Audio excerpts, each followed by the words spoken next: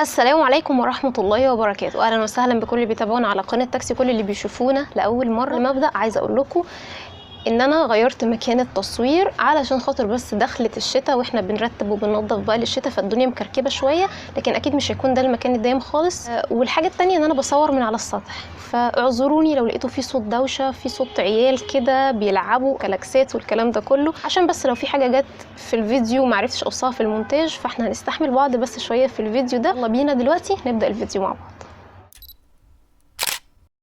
اول حاجه بقى هنتكلم فيه ازاي تحافظي على شعرك ويكون شكله صحي وحيوي وجميل، وايه الحاجات اللي انت تتبعيها وايه الحاجات اللي انت هتبعدي عنها. من اكتر المشاكل اللي اغلبنا بيعاني منها في الشعر وهو التقصف، التساقط، الهيشان، القشره. من اول النصايح اللي انا حابه ان انا انصحك بيها، احنا دلوقتي داخلين على فصل ايه؟ فصل الشتاء. طبعا درجه حراره الميه بتكون عاليه جدا، ابعدي خالص شعرك عن درجه حراره الميه العاليه، خليها وسط. تاني حاجه اغسلي شعرك مرتين في الاسبوع، بلاش كل يوم، لان انت كده فعلا بتضعفي شعرك وبتهلكي شعرك، وخصوصا لو كمان بتغسليه بشامبو. تالت حاجه طريقه تنشيف شعرك ذات نفسها، ما تحطيش الفوطه على شعرك وتفضلي تفركي فيه كده جامد، لا، خلي الفوطه، يعني حطي شعرك كله في الفوطه ولفيها ورجعيها لورا كده، هي هتنشف الشعريه ذات نفسها، انت مش محتاجه انك تفركي في شعرك جامد. نيجي بعد كده ازاي تسرحي شعرك. اول حاجه خلي شعرك ينشف. ليه؟ لان الشعريه هنا بتكون في اضعف حالتها. الميه السخنه او البخار بتاع الحمام بيوسع المسام بتاعه الشعرايه، بتخليه عرضه اكتر للتساقط، مع التسريح كمان وهو الشعرايه ضعيفه جدا، فانت هتخليه يتساقط اكتر. سرحيه ازاي؟ سرحيه يفضل المشط الخشب. سرحي شعرك من تحت لفوق، مش من تحت لفوق. انا زمان كنت فاكراها بالشكل ده افضل اعمله كده، لا، قصدي ايه؟ يعني ما تبتديش تسرحي شعرك من اول حته فيه، لا، سرحيه من تحت، خدي كده جزء من تحت، ده بيقلل برضو التعرض للتساقط في شعرك. تفضليش تشدي في شعرك، او الامهات اللي بيعذبوا اولادهم طرق التعذيب بتاعتهم اللي احنا عارفينها من زمان، ان هم يقطعوا شعر الطفل كده تحت ايديهم، لا، بالراحه، اتعاملي مع الشعر بالراحه، عامل معاها على اساس انها فروه خروف، لا، ده شعر بني ادم. من فضلك كمان حاولي تبعدي على قدر الامكان عن المجفف بتاع الشعر اللي هو السشوار او البيبيليس، لان الحاجات دي فعلا بتودي شعرك لطريق الهلاك. لو انت خارجه من الدش ومستعجله وعايز تنزلي، ممكن بدرجه حراره بسيطه جدا تعملي السشوار من بعيد علشان تنشفي شعرك وتجففيه، بس ما يكونش الموضوع ده باستمرار، وتكون درجه الحراره قليله، لان السخونه المباشره لشعرك او تكون درجه الحراره عاليه فدي بتدمره. بعد ما قلت لك شويه نصايح اتمنى ان انت تتبعيها. اذا النتيجه عندها تتظبط من اول مره او تاني مره، بعد كده بتزهق او ترجع تقولي الكلام اللي انتوا بتقولوه غلط، معلش، مفيش حاجه بتحصل بيوم وليله، لازم تاخدي وقتك، لازم تتبعي نظام، والنظام ده تمشي عليه مده علشان تشوفي منه نتيجه وفرق. بعد ما خلصنا النصايح دي، تعالي نتكلم بشويه طرق عمليه انا اتبعتها وحاجات استخدمتها هقول لكم عليها. مش شرط المنتجات اللي هقول لك عليها هي بالظبط اللي تجيبيها. الشامبوهات، كتر استخدام الشامبوهات ده بيضر الشعر. عدم استخدام الشامبو او الصابون على الشعر اطلاقا ده بيفيد الشعر كويس جدا اكتر، بس احنا خلاص اتعودنا ان احنا لازم نستخدم شامبو. في نوعين الشامبو دول، ده شامبو تريزيمي وده شامبو الوكيتا. الشامبو ده شامبو طبي، ده شامبو طبي علشان خاطر التساقط وعشان خاطر يحافظ على الشعر وعشان خاطر المحجبات. يعني الشامبو ده عجبني ولقيت ان هو فعلا بيفرق في موضوع التساقط وبيحافظ على الشعرايه كويس، ريحته حلوه ومنعشه جدا، فالشامبو ده كويس، من نوعيه الشامبوهات الكويسه اللي انا استخدمتها. الشامبو التاني اللي هو شامبو تريزيمي، انا فعلا من الحاجات اللي انا حبيتها جدا اللي هي الحاجات بتاعه تريزيمي، يعني بينظف الشعر كويس وبيحافظ على الشعر. لكن شامبو زي ده واللي قبليه لا، انا شايفه ان شعري ما بلاقيش فيه تساقط، بلاقي ان هو فيه شعر بيقع، بس اللي هو الطبيعي، المعدل الطبيعي، ما بلاقوش ان هو بيبقى اوفر او حاجه زياده عن اللزوم. هكلمكم بقى دلوقتي عن حاجه فعلا فرقت في شعري جدا، ودي كلمتكم عنها في فيديو اتكلمت فيه عن منتجات مفضله انا استخدمتها وحبيتها وعجبتني جدا، وهي الفرشه بتاعه الشعر دي، وسميتها الفرشه السحريه. في التنظيف ممتازه، احسن من ان انت تغسلي بصوابعك، لا، دي احلى، والماده بتاعتها من السيليكون. روحوا شوفوا الفيديو هتلاقوا فيه توضيح اكتر لشرح الفرشه دي، زائد انها بتساعد في تطويل الشعر، بس فعلا انا لقيت انها بتطول الشعر بمعدل اسرع من الطبيعي، وبتعمل حاله استرخاء رهيبه. انا بستمتع بيها جدا، كأن حد بيعمل لكم مساج في فروة راسكم. انصحكم ان انتوا تجيبوها وحاولوا ان انتوا تجربوها صح. الحاجة التانية اللي انا بستخدمها بدل الشامبو وحبها جدا وبقالي كذا سنة ماشية عليها، وهي ايه؟ وهي الصابونة بتاعة نابلسي شاهين.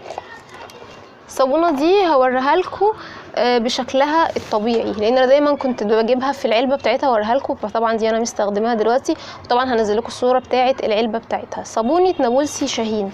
الصابونه دي كل موادها طبيعيه 100%، عشان كده مش هتلاقوها بترغي على الشعر كتير، لكنها صحيه جدا ومفيده جدا للشعر وكمان للبشره. الصابونه دي ممتازه في انها تحافظ على شعرك، ما تخلوش ان هو يتساقط، لان كل ما المواد الكيماويه زادت في الشامبو اللي انت بتستخدميه كل ما كانت اضراره على الشعر بقت اكبر، فعلشان كده بنلجأ للحاجات الطبيعيه. هنتنقل دلوقتي لموضوع البلسم، لكن هي مش بلسم بس استخدمتها استخدام البلسم، وهي ايه؟ وهو الفيف بديل الزيت. المفروض ان في ناس بتقول هو طبعا طرق استخدامه مكتوبه عليه كلها من ورا، وازاي تستخدميه بالطريقه اللي انت تفضليها. استخدمتها بقى زي البلسم بالظبط.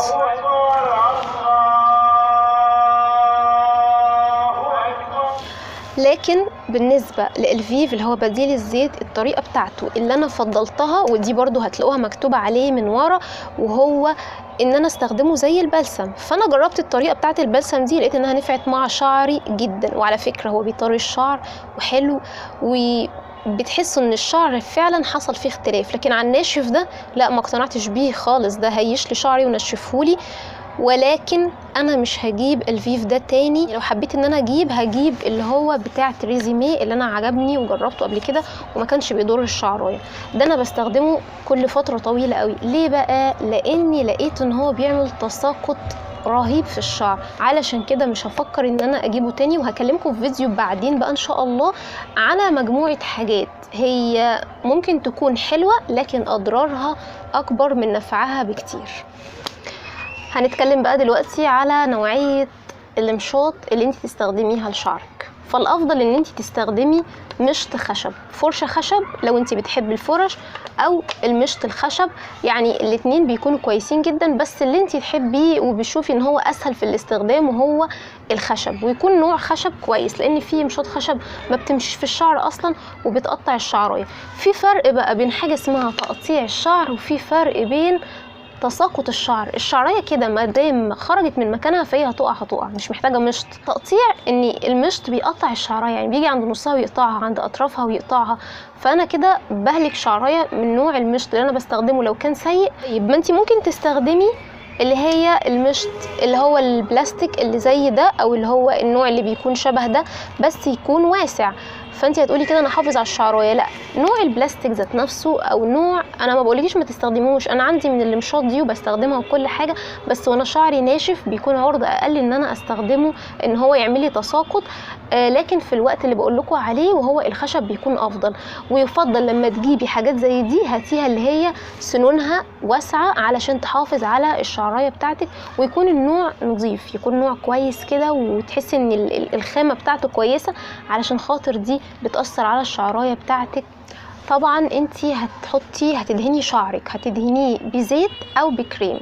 انا بحب الزيوت جدا في شعري، فعلشان كده كنت عامله تركيبه زيت مش موجوده معايا دلوقتي لان هي خلصت. التركيبه كانت رائعه وممتازه، ودخلت فيها مجموعه زيوت حلوه وفادت شعري جدا، بس عشان خلصت انا هكررها اكيد، بس موقفاها شويه دلوقتي لان في كريم انا بستخدمه. كلمتكم عن الكريم ده في مفضلاتي، قد ايه الكريم ده عجبني وقد ايه هو ممتاز، وقد ايه نوع الكريم من جوه لما بحطه على ايدي وبحطه على شعري عامل زي تكوين الزيت بالظبط. كلمكم على حاجه تانية وهو السيروم بتاع فاتيكا.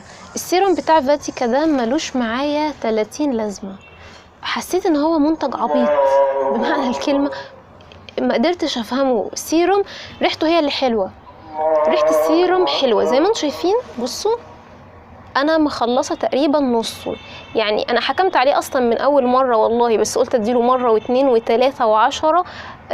لكن السيروم ده هنتكلم بقى دلوقتي، اقولك على اوبشن زياده شويه كده، وهو لتعطير شعرك، مش عشان خاطر لو انت بتعاني من ريحه شعر وحشه، مش خالص كده يعني، لا. فانا اللي عملت ده عملته من مكونات طبيعيه، لان حطيت فيه زيوت عشان يفيد شعري، زائد الريحه العطريه اللي فيه بيخلي ريحه الشعر حلوه جدا. طب لو انت عندك برفان وما عندكيش هير ميست او اللي انت بتاعك خلص، تعملي ايه؟ البرفان ما يفضلش انه يتحط على الشعر بشكل مباشر، لكن هتجيبي الفرشه بتاعت الشعر بتاعتك وهترشي عليها كده رشتين، وتبتدي ان انت تسرحي. ريحته حلوه. تبتدي ان انت تسرحي شعرك، الريحه طبعا هتدخل في الشعرايه ومش هتاذي الشعر بشكل مباشر. وطبعا علشان شعرك تحافظي عليه تحت الحجاب، لان انت بتكوني قاعده بره فترات طويله وشعرك بيكون مكتوم ومحتاج ان هو يتنفس، يفضل ان انت تلبسي بندانه قطن قبل الحجاب بتاعك.